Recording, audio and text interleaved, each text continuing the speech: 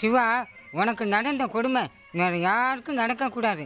அந்த ஆண்டவன் தான் உனக்கு தைரியத்தை கொடுக்கணும். என்னதான் தைரியத்தை தந்தாலும் இந்த அவமானத்தை எப்படி தாங்கிக்க முடியும்? மூணாவது மனுஷன் நான், என்னாலே தாங்கிக்க முடியல.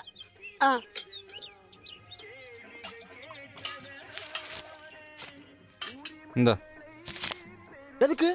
தாங்க முடியலன்னு சொன்னியே, விஷம் குடிச்சிட்டு சாவு. ஓடி போனது உன் மாமா பொண்ணு, நான் எதுக்கு கவலை பண்ண விஷம் குடிச்சு சாகணும்?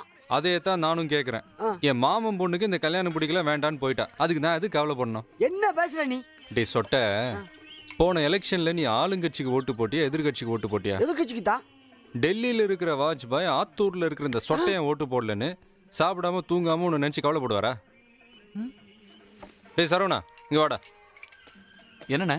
இவனுக்கு முருகனை பிடிக்கும், உனக்கு ஆஞ்சநேயரை பிடிக்கும், எனக்கு பாபாவை பிடிக்கும். கடவுள்லயே இவரை பிடிக்கும் இவரை பிடிக்காதுன்னு பிரிச்சு வச்சிருக்கிறோம். நான் ஒரு சாதாரண மனுஷன். என் மாமன் பொண்ணுக்கு எனக்கு பிடிக்காம போனதுல ஆச்சரியம் ஒன்றும் இல்லை. அது அவளுடைய ப்ராப்ளம், என்னோட ப்ராப்ளம் இல்லை. இதுக்கு நான் அதுக்கு வருத்தப்படணும்? இப்ப சொல்லு, கவலைப்பட வேண்டியது நானா இல்ல என் மாமன் பொண்ணா? நிச்சயமா சத்தியமா அந்த பொண்ணு தான். அப்புறம் இப்படி டீ கடையில் உட்காந்துக்கிட்டு வெட்டியா ஊர் நியாயம் பேசுறதுனால தான் குடிக்க தண்ணி கூட இல்லாமல் இருக்கும். போய் வேலையை பாருங்க.